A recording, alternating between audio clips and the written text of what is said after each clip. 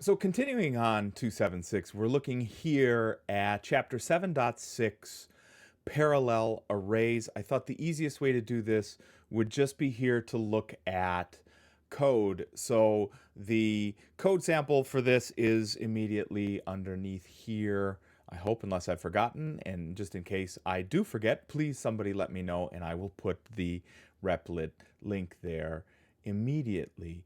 When we're looking at data, oftentimes it is valuable and important to have data from one set of numbers that has a relationship to data from another set of numbers. So if you were to kind of close your eyes and imagine that we would have arrays for the first names, the last names, and the student ID numbers for everybody in a given class. So student last name, student first name, and student ID number at element 0 would have a last name, a first name, and an ID number.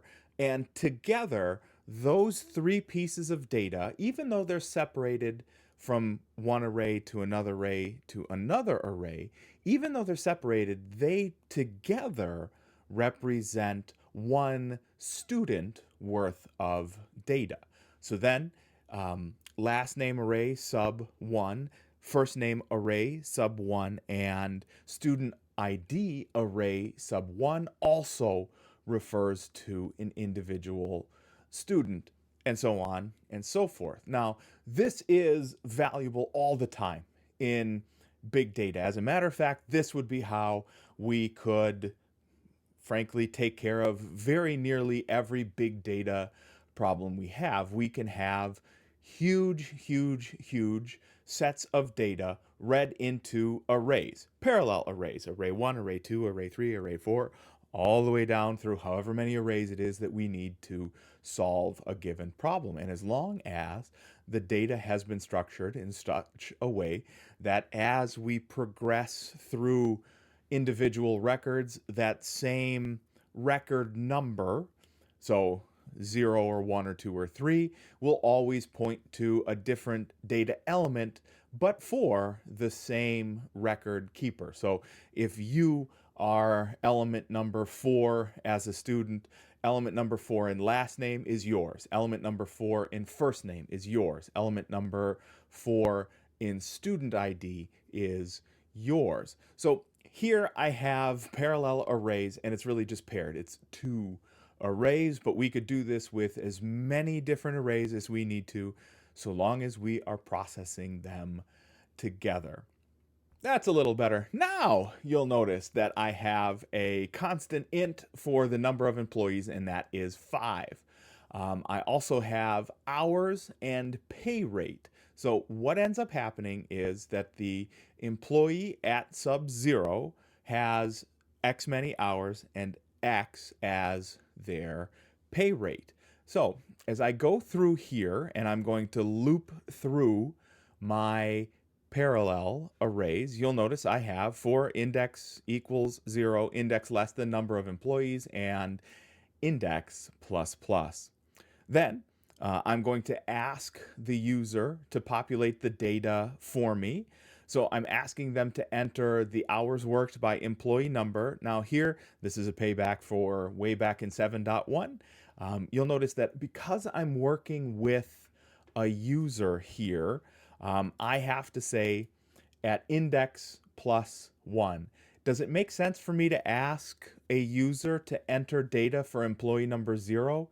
They're not going to like that, right? They don't think that way. When I hold up my, the fingers on both of my hands and say, how many fingers am I holding up? The smart asses among everybody will say 8 fingers and 2 thumbs. Great. Everybody gets a laugh. That's fine. Most people, on the other hand, will respond 10. What they're not expecting me to do is respond by saying, no, I have 9 fingers. 0, 1, 2, 3, 4, 5, 6, 7, 8, 9.